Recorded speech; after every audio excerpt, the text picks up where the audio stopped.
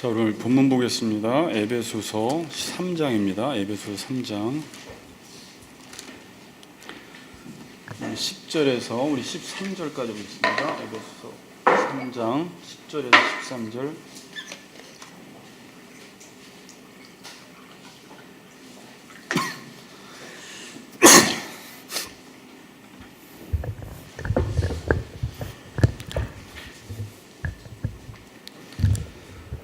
우리 교독하겠습니다. 이는 이제 교회로 말미암아 하늘에 있는 통치자들과 권세들에게 하나님의 각종 지혜를 알게 하려 하심이니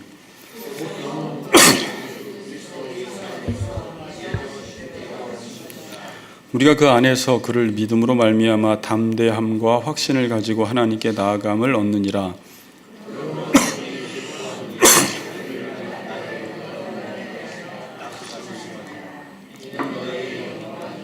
네, 아멘. 네. 자, 오늘의 제목은 교회로 말미암아 각종 지혜를 알게 하심이라는 제목으로 말씀을 나누겠습니다. 자, 같이 한번 인사합시다. 말씀 안에 지혜 있습니다. 이렇게 인사합니다. 말씀 안에 지혜 있습니다. 네.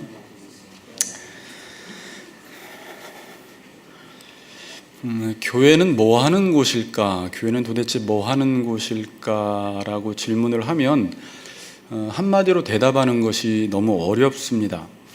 만일 인간이 어떤 목적과 필요에 의해서 교회를 세웠다면 그 목적과 필요에 따라 교회를 운영을 하면 되는데, 이 교회는 인간이 세운 기관이나 단체가 아니라 하나님이 세우셨기 때문에 하나님이 교회를 왜 세우셨는지를 알아야지 우리가 교회가 무엇인지를 정의를 내릴 수가 있어요.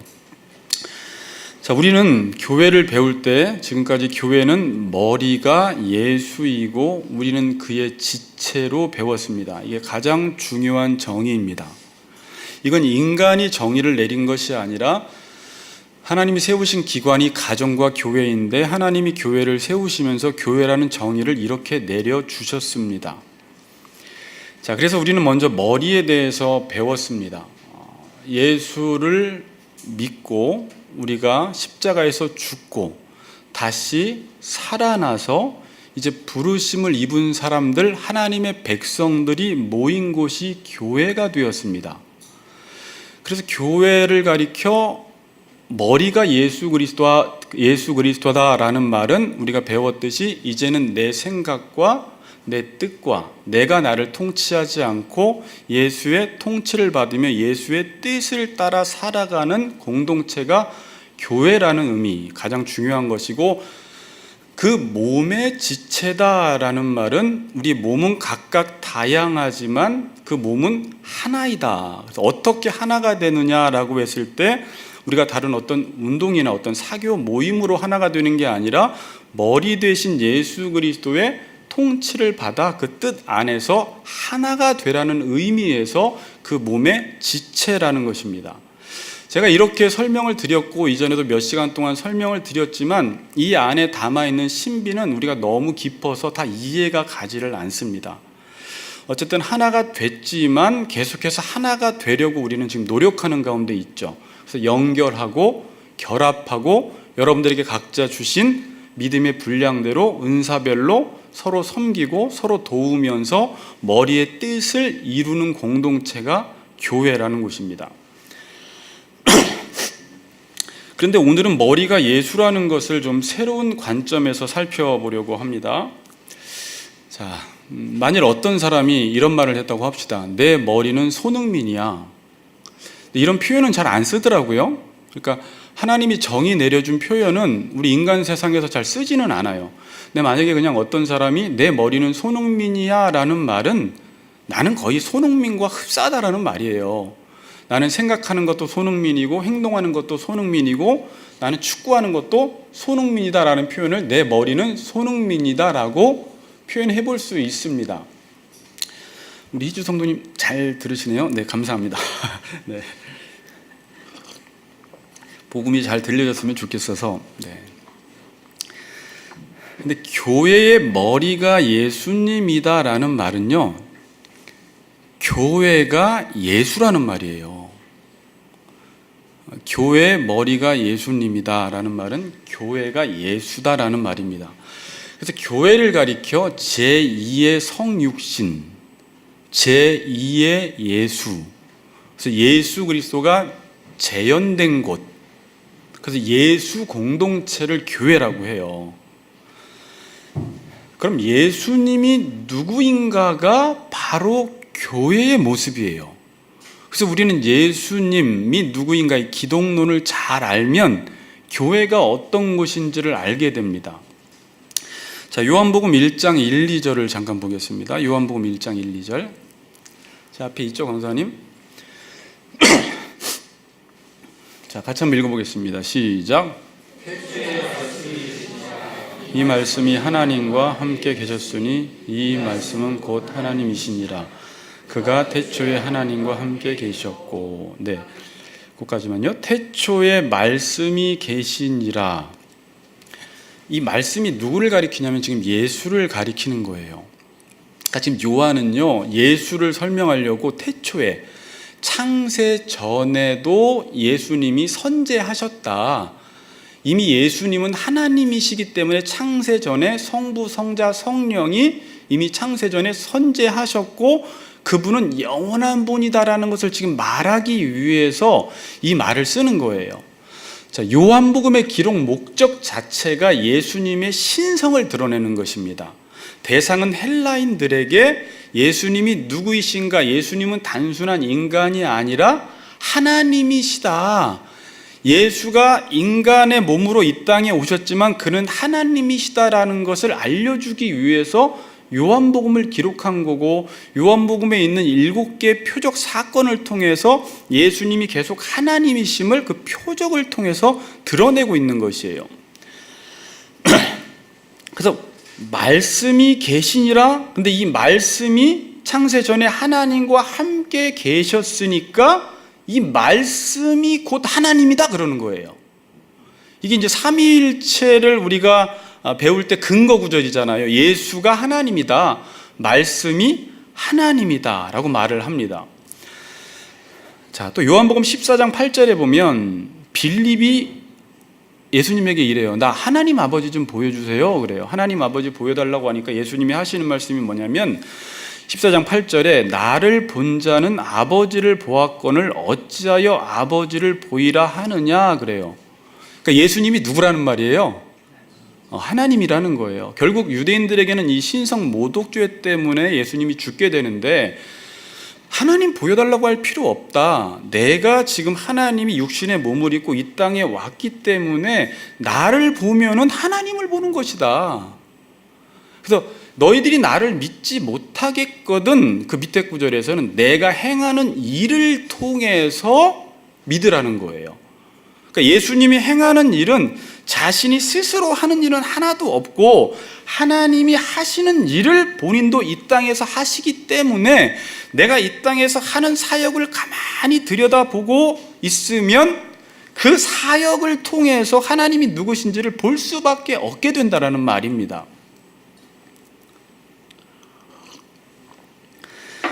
그리고 히브리서 8장 9절 있죠? 네, 그 구절 한번 또 보겠습니다. 히브리서 8장 5절. 이런 말씀이 있습니다. 그들이 섬기는 것은 하늘에 있는 것의 모형과 그림자라 그래요. 그러니까 히브리서에 보면 그들이 섬기는 것은 하늘에 있는 것의 모형이다 그래요. 여기서 그들이 섬기는 것은 그 윗구절을 바라보면 제사장 이야기가 나오고 성막 이야기가 나와요. 그래서 성막은 하늘에 있는 것의 모형이다, 모조품이다 그럽니다.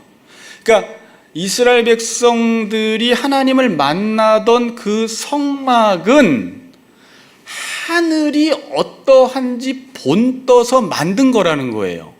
그러니까 보이지 않는 그 하나님 나라, 이 하늘을 이 땅에 내린 것이, 모형으로 만든 것이, 모조품이 성막이라는 것입니다. 아시겠죠? 그래서 성막을 보면 하나님 나라가 어떠한지 알 수 있다라는 말이에요. 자, 그런데 우리가 배웠듯이 배운 거 잘 적용해 보세요. 신약 시대에는 이 성막, 성전이 누가 성전이 되었어요? 예수님이 성전이 되었습니다. 그리고 그 몸의 지체가 되었기 때문에 예수님과 우리가 연합되었기 때문에 우리를 가리켜 성전이라고 이야기를 하죠. 그러한 차원에서 교회는 성전이에요. 그러니까 건물이 성전이 아니라 머리가 예수고 그의 지체된 자들의 모인 곳이, 이게 예수라고 했잖아요. 제가 아까 교회가 예수잖아요. 제2의 성육신. 그러니까 이게 성전인 것입니다. 그러니까 교회는 지금 교회를 통해서 하늘나라가 어떤 곳인지 볼 수 있는 곳이 교회라는 거예요. 그러니까 하나님은 교회를 통해서 지금 하나님이 누구신지, 하나님 나라가 어떤 곳인지 교회를 통해서 보여주기를 원하는 것입니다. 그래서 우리는 이 신앙생활을 통해서 우리의 행실을 통해서 하늘에 계신 아버지께 우리의 빛과 소금의 행실을 통해서 영광을 올려드려야 돼요. 하나님이 누구신지를 교회를 통해서 보여주어야 할 책임이 교회에게 있습니다. 그래서 믿지 않는 사람들은 교회를 보고 예수를 보고 하나님이 이런 분이구나 라는 것을 알 수 있도록 하나님이 교회를 세우셨다라는 것입니다. 어떻게? 머리가 예수고 우리가 그의 지체가 되어서 마치 제2의 예수로 이 교회를 세우심으로 예수님을 통해서 하나님이 누구신지를 알 수 있도록 하셨다라는 말이에요. 자, 근데 여러분은 교회를 통해서 지금 하나님 나라, 하나님을 보고 계신가요? 지금까지 교회가 이것을 보여주기도 했지만 잘 못 보여주었어요. 여러분들은 교회를 보면 와, 하나님 나라 빨리 가고 싶다. 저희 교회 보니까 정말 하나님 살아계신 게 확실하다라는 교회를 많이 봤어요. 많이는 보지 못했죠. 가끔은 또 보고요. 네, 못 봤어요? 있습니다. 근데 그러면 교회가 하나님 나라, 하나님을 보여주기 위해서 가장 교회로서의 정체성을 지켜야 할 것은 뭐예요? 어떤 게 가장 중요한 거예요? 머리가 예수가 돼야지만이 그때서야 교회는 교회가 되는 거예요. 만일 어떠한 아무리 큰 교회를 지어놔도 그 교회의 머리가 예수가 되지 않으면 그 교회는 하늘을 보여줄 수 없는 교회가 돼버리는 거예요. 그래서 교회가 세상에서 요구하는 여러 가지 좋은 일들을 많이 해도 그건 교회가 해야 될 본질적인 사역이 아닙니다. 물론 부수적인 사역이에요. 그것들을 하지 말라는 것은 아니지만 교회가 1차적으로 해야 되는 일은 우리 교회를 통해서 하나님이 누구신지 드러내는 일을 하라는 것입니다. 제가 영광이라는 단어 알려드렸죠. 영광이 뭐라고 했어요? 우리를 통해서 하나님이 누구신지를 드러낼 때 그것을 영광이라고 이야기하는 거예요. 영광. 하나님 아버지께 너희의 착한 행실을 통해서 하늘에 계신 아버지께 영광을 돌리게 하라 라는 말이죠. 그러니까 우리 착한 행실은 뭐예요?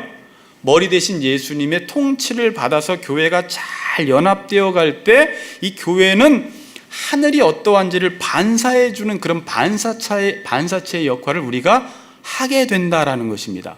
그래서 산상설교는 하나님 나라 백성의 윤리라고 하면서 먼저 팔복을 통해서 하나님 나라 백성은 하나님의 통치를 먼저 받아야 한다라는 것을 먼저 강조하는 거예요. 그래야지 우리가 빛과 소금이 된다라고 말씀을 하는 것입니다. 자, 오늘 10절 말씀 읽어보겠습니다. 오늘 10절 말씀 중심으로 말씀을 좀 보겠습니다. 우리 10절 같이 읽습니다. 시작.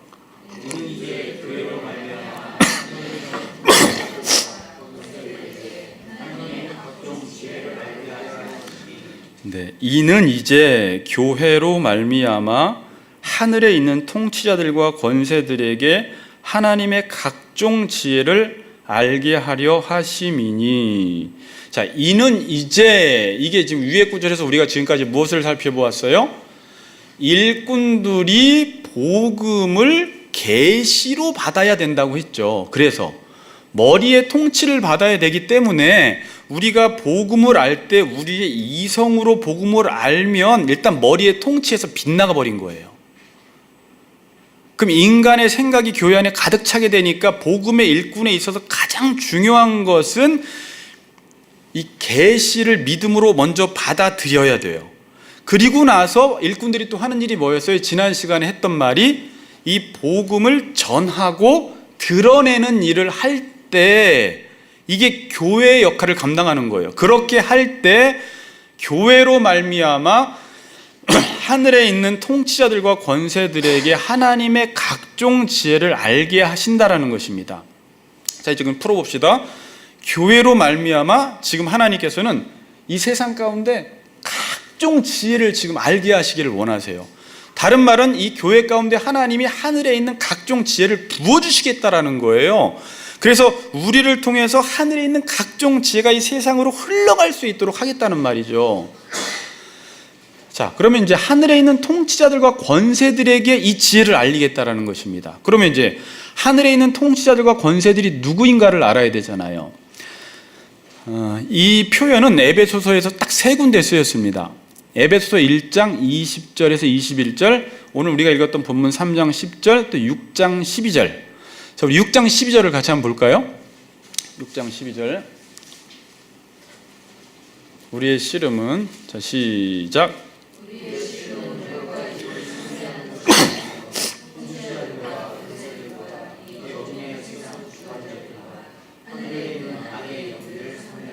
네, 우리가 지금 싸우는 것은 사람 혈과 육을 상대하는 것이 아니라 이 세상의 통치자들과 권세들과 어둠의 세상 주관자들과 하늘에 있는 악한 영들을 상대해서 우리는 싸우는 거다. 지금 마귀를, 사탄을 여러 가지로 표현을 하고 있어요. 통치자들과 권세자들이 마귀예요. 또 다른 표현으로 이 어둠의 세상 주관자들, 또 다른 표현으로 하늘에 있는 악한 영들.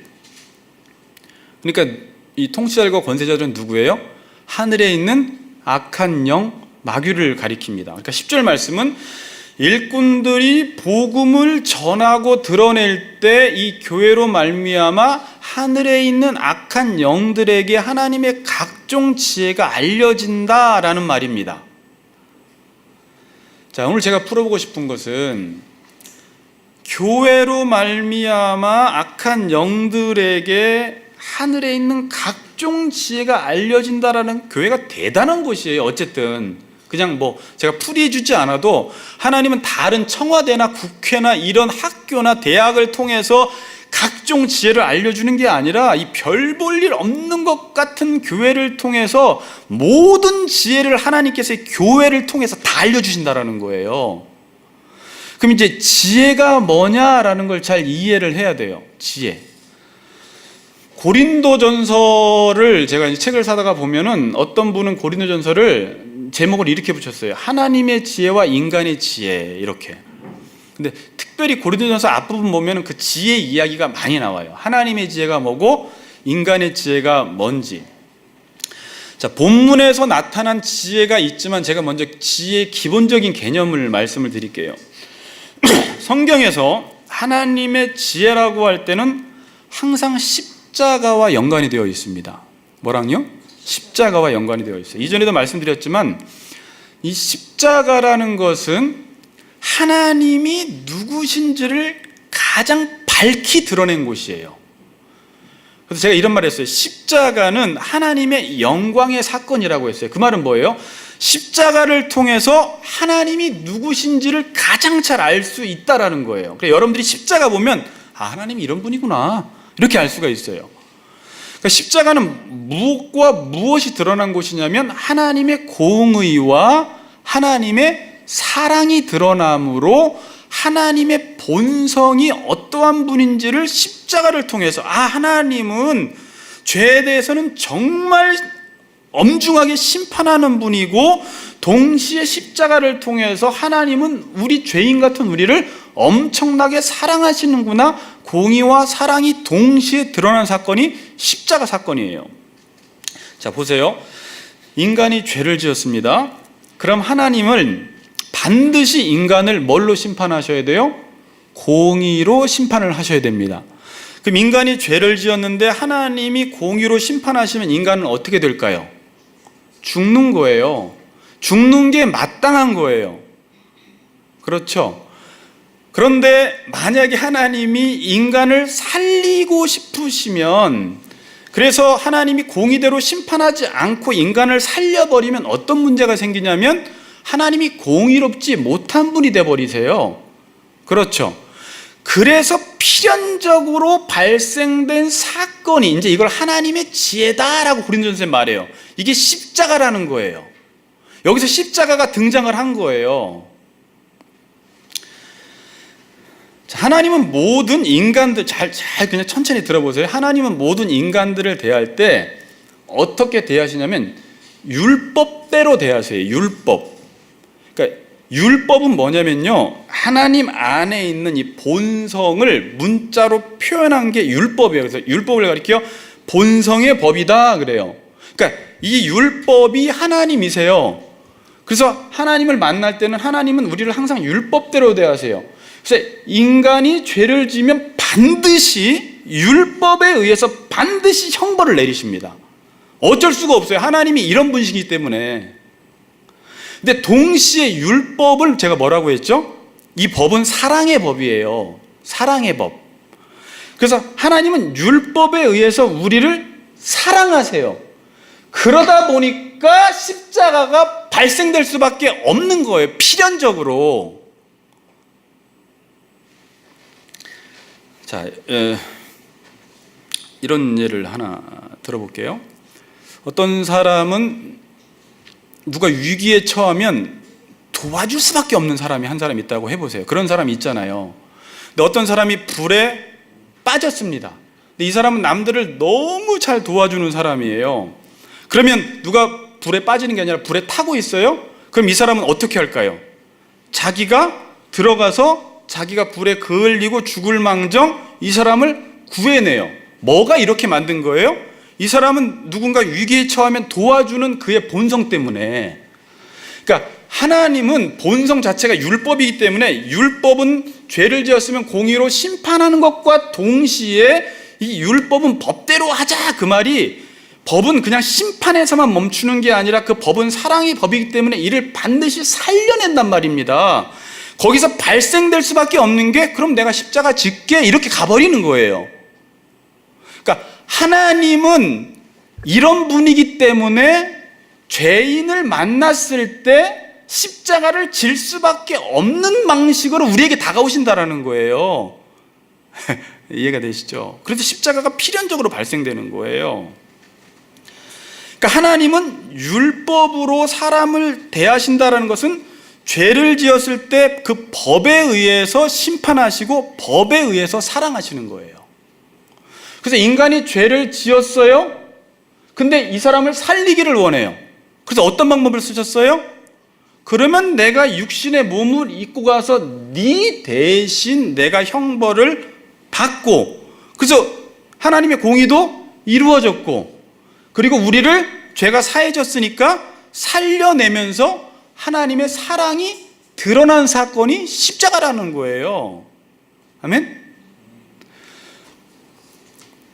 그런데 이제 우리는 하나님께서 구원받은 교회를 가리켜 어떻게 살라고 하냐면, 너희들은 이 십자가의 사랑을 받았기 때문에 십자가의 삶을 살아가라는 거예요. 우리 보고.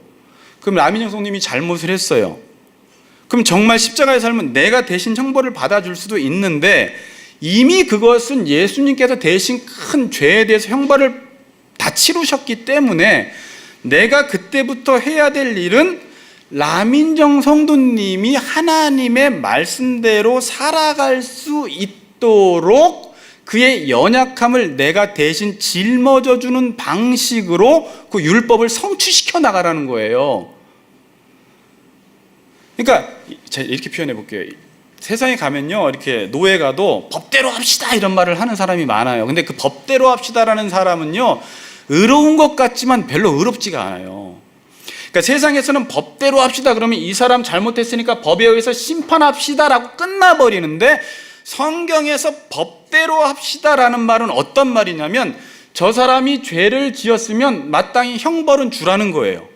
자, 형벌 얻는 용서는 없습니다. 용서라고 해서 모든 것들, 어떤 사람이 잘못했는데 그냥 우리 살려주자 이건 아니에요. 이건 십자가 정신이 아니에요. 반드시 형벌을 주되 그 사람에게 형벌을 줄 뿐만 아니라 그 사람이 이제 이 법을 따라 살아갈 수 있도록 그 사람이 법을 따라 살아갈 수 있도록 그 사람의 연약함을 우리가 대신 짊어져 주어서 이 법을 따라 살아갈 수 있도록 돕는 삶이 십자가 지는 삶이라는 거예요. 자녀가 도둑질을 했어요. 혼냈어요. 난 너 법대로 했어? 이게 끝내가 아니라 그 자녀가 이제 적극적으로 사랑하는 삶을 살 수 있도록 부모가 어떤 희생을 해야 돼요. 그게 내가 십자가를 지는 거거든요. 근데 이제 이게 너무 중요한 게 이게 사람을 대하는 방식이 되는 거예요. 그리스도인들이. 어떤 사람이 잘못했어요. 법대로 합시다. 내가 뭐 잘못한 거 있어요? 법대로 했는데.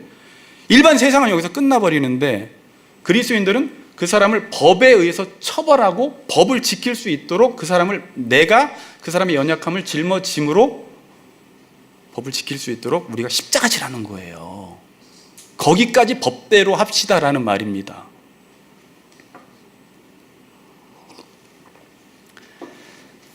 제가 이 얘기를 왜 했냐면 이게 십자가이고 이게 하나님의 지혜라는 거예요. 여기서 이 삶, 이따가 제가 뒤에서 설명드리겠지만 이런 삶에서부터 모든 지혜가 다 나오기 시작해요. 그리고 이게 복음이에요. 이 복음으로만 살 때만 이 세상의 문제가 해결이 돼요. 자, 십자가가 왜 복음이냐면 이 십자가 때문에 내가 새로운 사람이 되었습니다. 그렇죠. 내가 십자가의 은혜를 받고 죽었다가 살아남으로 새로운 사람이 되어서 살아났더니 이제는 하나님이 너는 새로운 존재라고 하더니 교회로 집어넣어 버린 거예요. 교회 들어갔더니 내 머리가 예수가 돼버린 거예요. 그리고 예수의 통치를 받아 살아간다라는 말은 십자가 지는 삶을 살라는 거예요. 그러니까 십자가를 통과한 사람들은 십자가 지는 삶을 살아가는 삶을 살아가더라는 것입니다. 이게 하나님의 지혜다라고 말을 해요. 이게 하나님의 지혜다. 에베소서에서 복음이 무엇이라고 하냐면 우리가 6절에서 살펴보았지만 이는 이방인들이 복음으로 말미암아 그리스도 예수 안에서 함께 상속자가 되고 함께 지체가 되고 함께 약속에 참여하는 자가 됨이라. 그러니까 이방인들도 하나님의 자녀가 되었다는 것이죠. 그러니까 그 당시에는 유대인들만 아브라함의 후손들만 하나님의 자녀인 줄 알았는데 이 십자가 예수가 죽고 살아난 것을 통해서 이방인들이 새 인류가 돼버렸다는 거예요. 교회 공동체가 돼버렸다는 거예요. 이건 복음이다. 이거는 너의 행위로 새 인류가 된 게 아니라 새 창조된 게 아니라 십자가 사건을 통해서. 그러니까 이제 이방인들도 이제 이 십자가의 삶을 살 수 있다라는 게 복음이에요. 여러분, 목사님 저는 십자가를 통과한 건 좋지만 십자가 살라고 하는 건 복음이 아닌 것 같은데요 라고 말하지 말고요, 그렇게 사는 게 복음이에요. 그렇게 살 때 모든 문제가 해결이 돼요. 제가 이제 설명드려 볼게요. 여러분, 어떤 문제가 있을 때 그 문제를 해결하기 위해서는 반드시 처방책이 있어야 됩니다. 그렇죠? 근데 문제를 해결한다라는 것은 그렇게 그러니까 그렇게 쉬운 게 아니에요. 어떤 문제가 있는데 처방책을 낸다 그러면 반드시 문제의 원인을 알아야지 해결책을 낼 수가 있어요. 누가 아파요? 그래서 처방책을 내려고 하는데 왜 아픈지를 모르면 처방전을 못 줘요. 잘못 줄 수밖에 없어요. 그러니까 지금 이 세상은요, 문제가 있습니까? 없습니까? 문제가 있습니다, 여러분. 이 세상은 문제투성이에요. 첫 번째, 죽음의 문제 해결 못해요. 근데 죽음의 문제는 단순히 우리가 육체적으로 죽는 것만 말하는 게 아니라 죽는다라는 것은 죽음으로 인해서 우리는 외로움이 왔고요, 제가 저번에 말씀드렸듯이 두려움이 왔고요, 허무함이 왔고요, 그 죽음으로 인해서 모든 대인관계 속에 문제가 생긴 거예요. 자, 그럼 문제가 있으면 해결책을 내놓으면 되는데, 죄송한 이야기인데 대통령도 정치인도 대학에서도 지금 수많은 학자들이 해결책을 내놓는데 이 세상이 해결이 안 돼요. 그러니까 문제는 있는 걸 알아서 해결책을 제시하는데 해결이 안 되는 이유는 원인 분석이 아직까지도 안 된 거예요, 이 세상은. 근데 성경에서는요, 너무 쉽게 말해요. 그 원인은 뭐다? 죄다 그래요, 그냥. 이게 너무 쉽게 들리니까 여러분들이 뭐 별로 중요시 여기지 않을 수 있겠지만 성경은 너무 정확하게 죄가 원인이다 그래요. 죄 때문에 그렇다. 자, 로마서 6장 23절에 보면 죄의 삭은 사망이요 그래요. 그러니까 죽음은 왜 왔느냐? 죄 때문에 왔다 그래요. 근데 제가 여러분들 배우분들은 배우셨지만 제가 죽음을 세 가지로 설명해 드렸죠. 죽음에는 육체적인 죽음과 영적인 죽음과 영원한 죽음이 있어요. 성경에서 너희들 죽는다 그러는 것인데 육체가 썩어서 흙으로 돌아가는 것만 말하는 게 아닙니다. 그리고 영원한 죽음, 요한계시록에 보면 지옥에 가는 것, 둘째 사망, 영원히 죽어버리는 죽음이 있는데, 흔히 성경에서 너희는 허물과 죄로 죽었다 그럴 때는 영적인 죽음을 말해요. 영적인 죽음이라는 것은 우리가 하나님과 관계가 단절됨으로 오는 죽음의 현상들을 말합니다. 인간이 하나님의 말씀을 따라 살지 않았을 때 오는 현상들이 다 죽음의 현상들이에요. 그래서 제가 예수님이 너무 쉽게 그걸 설명했죠. 나는 포도나무에 너희는 가지인데 가지가 나무에서 떨어져 나오면 살아있는 것 같은데 죽는다. 이건 뭐냐면 여기에 접붙임되어야지 여기서부터 생명과 영양분을 공급받아서 이게 열매를 맺는데 떨어져 나오면 어떤 현상이 일어나느냐? 결핍 현상이 일어난다는 거예요. 부족 현상이 일어나요. 그래서 지금 하나님을 떨어져 나온 인간에게는 계속 결핍 현상이 일어나요. 그래서 남들을 사랑하고 싶어도 사랑할 수 있는 힘이 없어요. 용서하고 싶은데 용서가 안 되는 거예요. 내 안에 그럴 힘이 없어요. 부부 사이에 바른 관계를 맺고 싶은 건 우리의 정말 큰 소원인데 내가 저 부인 하나도 사랑할 힘이 없는 거예요. 저 성도랑 잘 지내고 싶은데 내 안에 그 성도를 용납할 힘이 없는 거예요. 이게 결핍 현상이에요. 그런데 너희들이 내 안에 거하고 내 말이 너희 안에 거하면 그 사랑의 열매들이 맺혀진다라는 거예요. 이제 생명의 삶을 살아간다라는 거예요. 참된 삶, 영생의 삶이라고 요한복음에서는 이야기를 해요. 그러니까 죄의 대가는 지금 사망이다라는 것입니다. 그러면 이 죄 문제만 해결하면 이 땅의 모든 문제는 해결되는 거예요, 여러분. 그럼 이 죄 문제를 예수님이 하나님께서 어떻게 해결하셨어요? 십자가에서 해결하신 거예요. 이제 좀씩 이제 이해가 되세요? 이 죄 문제를 십자가에서 해결을 하셨어요. 죄를 십자가에서 해결했다라는 것은 우리 스스로는 자기 욕심이 들어온 인간으로서는 도저히 이 땅의 문제는 뭔지 알지만 문제가 해결이 안 돼요. 자기 욕심 때문에. 결국 욕심 있는 인간은 죽어야 됩니다. 그래서 예수님과 함께 죽여버린 거예요, 우리를 다. 그리고 예수님 부활하실 때 새로운 재창조의 역사가 일어났어요. 어떻게 재창조가 일어났습니까? 물어보니까 네 머리가 예수야. 이제부터는 네가 네 머리 노릇하면 너는 죽어. 너는 예수 죽고 살아났는데 그 다음부터 너의 존재 방식이 어떠한지 알아? 예수야, 예수. 네 머리가 예수가 된 거야. 그리고 네가 이제 십자가의 삶을 살아가면 이 모든 문제들이 우리가 영원한 사망에 이르지 않는 것뿐만이 아니라 우리의 삶 속에서 모든 관계 문제가 해결되는 일들이 우리 삶 속에 일어나게 되는 거예요. 그러니까 십자가가 복음이에요, 아니에요, 여러분? 엄청난 복음이에요. 자, 그런데 고린도전서 1장 21절 24절에 보면 하나님의 지혜에 있어서는 이 세상이 자기 지혜로 하나님을 알지 못하므로 하나님께서 전도에 미련한 것으로 믿는 자들을 구원하시기를 기뻐하셨도다. 유대인은 표적을 구하고 헬라인은 지혜를 찾으나 우리는 십자가에 못 박힌 그리스도를 전하니 유대인에게는 꺼리끼는 것이요 이방인에게는 미련한 것이로되 오직 부르심을 받은 자들에게는 유대인이나 헬라인이나 그리스도는 하나님의 능력이요 하나님의 지혜니라 그러죠. 십자가가 지혜니라 그러죠. 죄 문제를 해결할 방법은 십자가밖에 없습니다. 그런데 일반 유대인들은 뭘 구해요? 표적, 사인, 기적만 계속 원하는 거예요. 하나님이 살아계시다면 그거에 대한 어떤 보여줘봐. 맨날 이런 거. 헬라인들은 똑똑하니까 철학자니까 뭘 원해요? 세상적 지혜를 원해요. 그래서 이 십자가를 알려주면 유대인들에게는 이게 꺼리끼는 것이고 헬라인들에게는 그 십자가의 삶이 너무 미련해 보여요. 그렇지 않아요? 이 세상의 지혜를 가지고 하나님의 지혜 십자가를 보면 너무 미련해 보여서 이 사람들은 그걸 못 받아들이는데 여기서 뭐라고 해야 돼요? 뭐라고 말씀해요? 부르심을 입은 사람들에게는 이 십자가가 뭐라고요? 하나님의 능력이다 그러는 거예요. 그래서 능력이 되는, 이 십자가 안에 놀라운 비밀이 숨어 있는 거예요. 그러나 죄 지은 인간들에게는 십자가가 너무 미련해 보여요. 이런 십자가를 대학 강단에 전해보고 이걸로 정치 한번 해보고 이걸로 사랑관계 맺어보라고 해봐요. 사람들은 차버려요. 어떻게 그렇게 해서 성공하겠어? 어떻게 그렇게 해서 잘 사겠어? 못 받아들입니다. 성경은 분명히 문제의 원인이 무엇인지를 알려주고요, 해결책을 알려줍니다.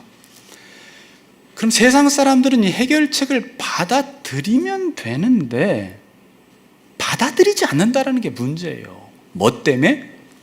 자기 지혜 때문이다 라고 지금 말하고 있어요. 자기 지혜 때문에 하나님의 지혜를 절대 못 받아들인다라는 것입니다. 십자가의 도가 멸망하는 자들에게는 미련한 것이요 구원을 받는 우리에게는 하나님의 능력이다 그래요. 자, 이런 말입니다. 어떤 사람이 아파요. 그래서 의사가 진단을 해줬어요. 당신은 이 약을 먹으면 낫습니다. 그러면 환자는 어떻게 해야 돼요? 문제 원인 파악을 의사가 해줬으니까 이걸 먹어라 그러면 먹으면 되는데 이런 거예요. 이런 분들 있잖아요. 그거 먹는다고 나아요. 그거 먹어도 안 나요. 저는 제가 알아서 약 먹을게요. 그냥 됐거든요. 의사 선생님. 이 고집센 분들 계시잖아요. 자기가 더 똑똑하다고 해서. 그러니까 자기 지혜 때문에 이 의사의 지혜를 받아들이지 않으니까 해결책이 주어졌는데 받아들이지 않아서 해결을 못 받는 거예요. 이 세상은 문제가 있는데 성경은 분명히 문제에 대한 해결책을 줬어요. 하나님은. 근데 자기 지혜를 포기한 사람들은 받아들이는데 자기가 똑똑하다고 하는 사람들은 이걸 못 받아들여서 해결을 못 받는다 이거예요. 그냥 죽어요.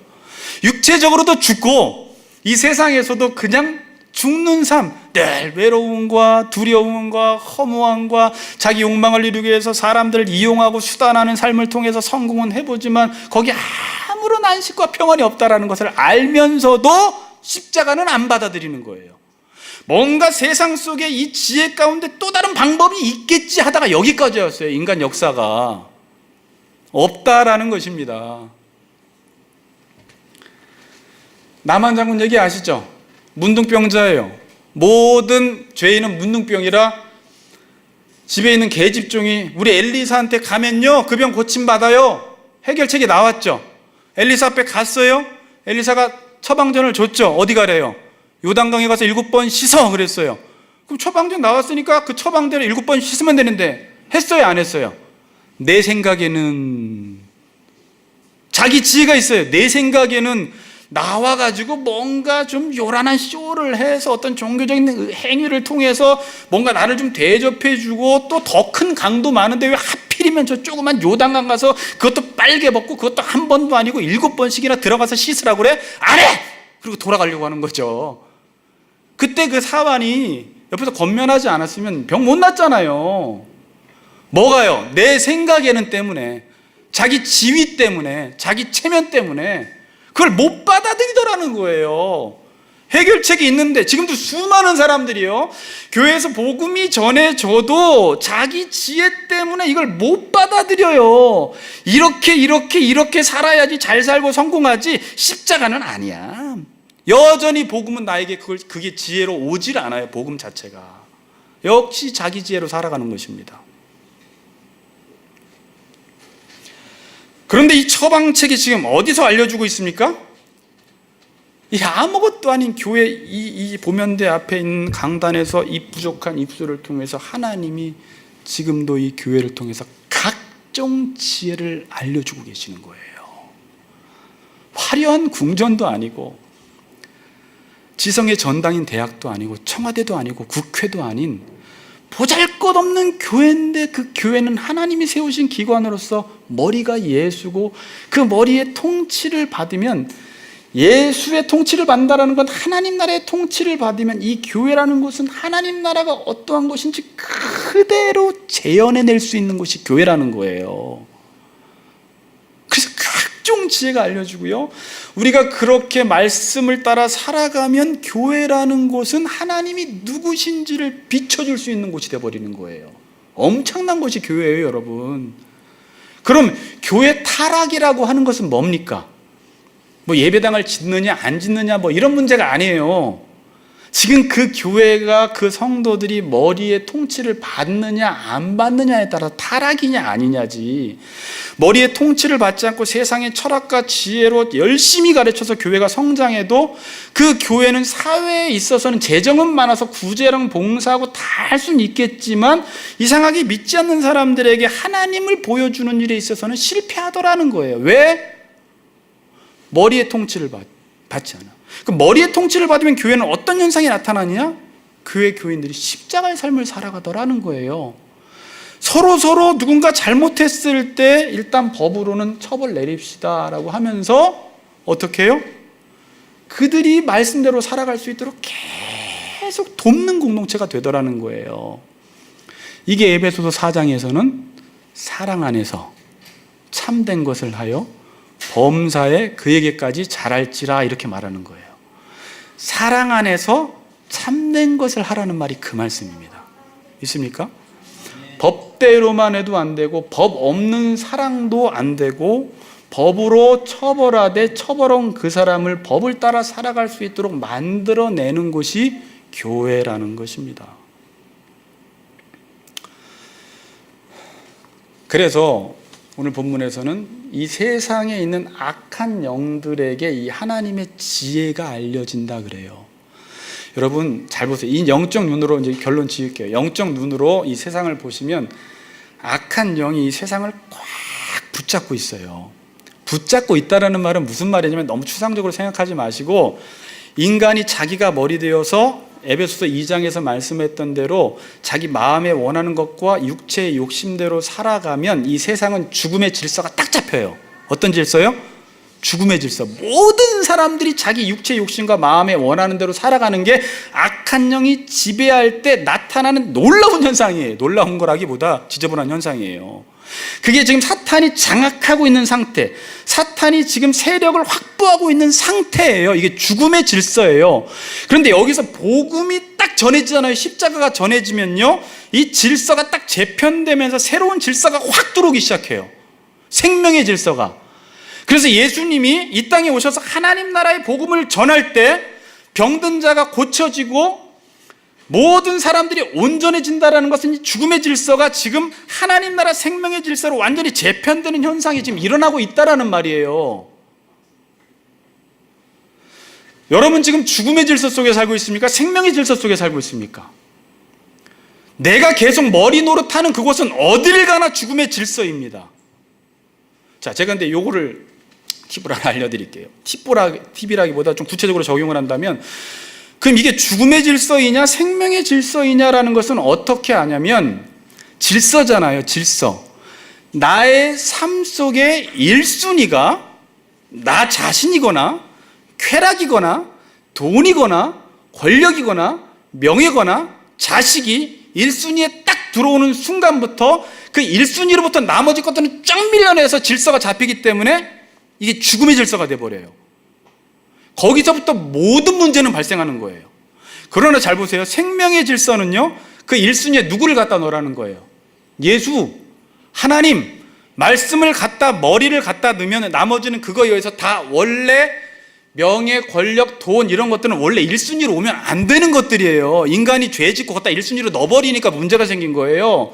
하나님이 1순위로 들어오는 순간부터 나머지는 원래 자리로 복귀됩니다.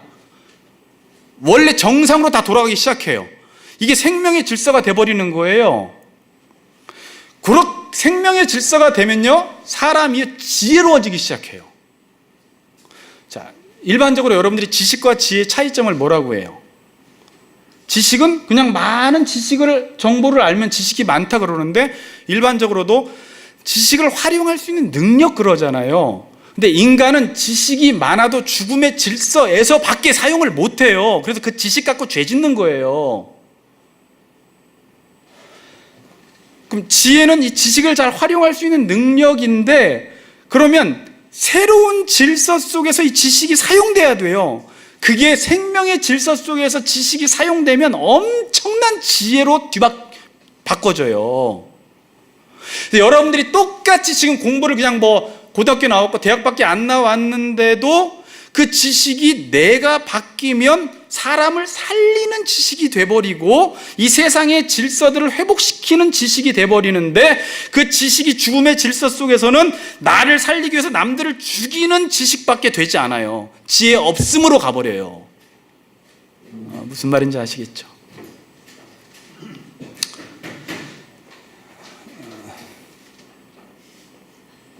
지호야, 결론을 내릴게요. 결론은 오늘 이거예요. 교회라는 것을 제가 묵상하면서 정말 놀라운 것이구나. 이 구절이 교회로 10절에 교회로 말미암아 하늘에 있는 통치자들과 권세들에게 하나님의 각종 지혜를 알려 하심이니, 저는 이 교회의 영광을 빨리 회복해야 되겠구나. 교회가 단순히 세상에서 겉보기에 어떠한지로 평가되어야 될 곳이 아니라, 교회는 이 머리 되신 예수 그리스도가 통치하기 시작하면 하나님 나라의 각종 지혜가 이 가운데 몰려들고, 여러분들은 행복할 뿐만이 아니라 여러분의 삶과 교회를 통해서 세상이 하나님을 보게 되는, 오직 교회만 하나님이 누구신지 하나님 나라의 반사체로 역할과 기능을 감당하는 것입니다. 자, 이제 우리가 어떻게 신앙생활을 해야 될지 방향이 잡히세요? 만일 여러분들이 말씀대로 살기만 한다면 가서 친척들과 부인과 남편과 자녀들과 모든 관계 속에서 십자가의 삶을, 그러니까 그냥 저 사람 잘못했으니까 이거야 이제 이런 삶이 아니라 정말 그 사람의 연약함을 내가 짊어져 주는 이 십자가의 삶을 산다면, 믿지 않는 사람들이 여러분과 교회의 모습을 보고 반드시 하나님을 보게 되어 있어요. 그런 방식으로 교회는 성장하는 것입니다. 맞아, 저 교회는 하나님이 살아계신 곳이야. 하나님의 영광이 나타나는 곳이야. 이게 교회라는 것입니다. 이 교회의 영광이 회복되기 위해서 여러분들이 십자가의 삶을 사시는 우리 같이 걷는 교회 성도님들 되시기를 주님의 이름으로 축복합니다. 우리 찬양합시다.